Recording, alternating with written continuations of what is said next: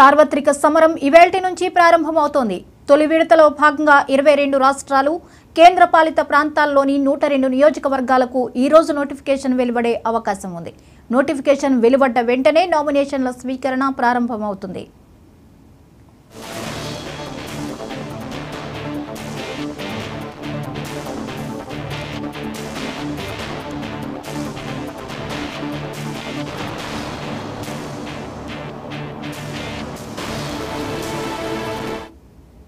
ఈ నెల 27న నామినేషన్ల దాఖలకు చివరి తేదీగా 28న నామినేషన్ల పరిశీలన ఉండే విధంగా ప్లాన్ చేశారు అధికారులు.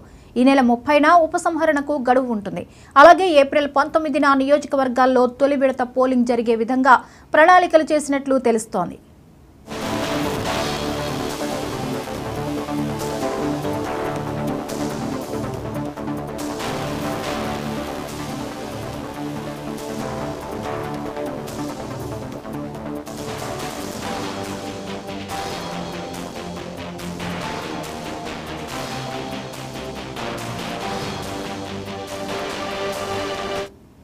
తమిళనాడులోని 39, రాజస్థాన్లోని 12, ఉత్తరప్రదేశ్లోని 8, మధ్యప్రదేశ్లోని 6, మహారాష్ట్ర, ఉత్తరాఖండ్, అస్సాంలోని 5, బీహార్లోని 4, పశ్చిమ బెంగాల్లోని 3, అరుణాచల్ ప్రదేశ్, మణిపూర్, మేఘాలయాల్లో 2, ఛత్తీస్గఢ్, మిజోరం, నాగాలాండ్, సిక్కిం, త్రిపుర, అండమాన్ నికోబార్, జమ్మూ కాశ్మీర్, లక్షద్వీప్, పుదుచ్చేరిలో ఒక్కొక్కటి తొలి విడత ఎన్నికలు జరుగుతాయి.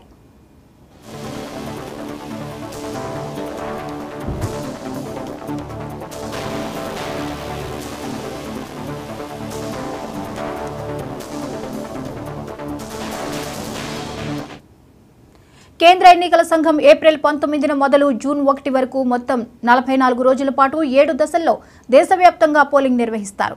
స్వతంత్ర భారతంలో 1951, 52లో తొలి పార్లమెంట్ ఎన్నికల తర్వాత అత్యంత సుదీర్ఘ కాలం సాగనున్న ఎన్నికలు ఇవే కావడం విశేషం.